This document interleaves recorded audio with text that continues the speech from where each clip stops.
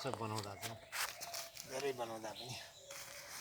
हामीले यो चाहिँ जैविक मल ओडब्ल्युडिसी प्रोडक्ट प्रयोग गरेर झार जङ्गल झारपातहरू र गोबर मल बाख्राको मलहरू प्रयोग गरेर बनाइएको आज 11 गते चैत 11 गतेदेखि तयार गरिएको। आज चाहिँ कति गते 22 गते भनेपछि 11 दिन भएछ।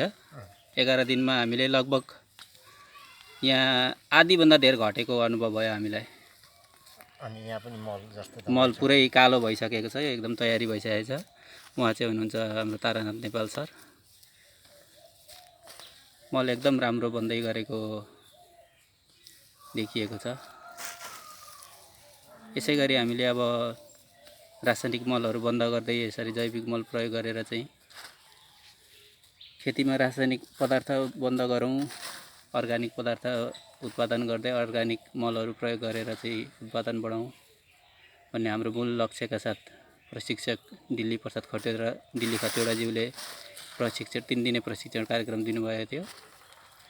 त्यसै प्रशिक्षणको अवसरमा दोस्रो दिन हामीले यो तयार गरेर राखेका थियौँ। आज 11 दिन भएछ। त्यसलाई चाहिँ 45 दिन राख्नुपर्छ भनेर उहाँले सल्लाह दिनुभएको छ।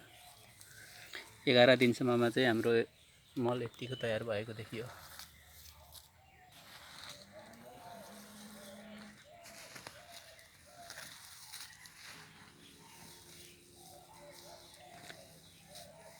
लगभग यो तिरपालभरि हामीले थुपारेको थियौँ, यति भइसकेको छ अहिले त।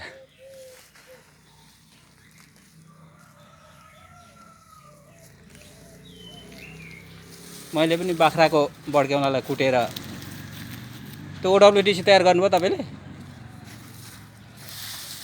झोलहरू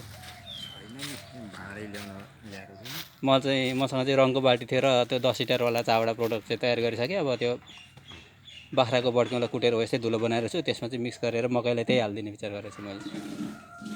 अलिकति पिना मिसाएर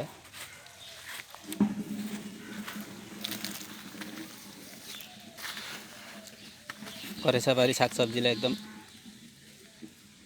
राम्रो हुने भयो चाहिँ।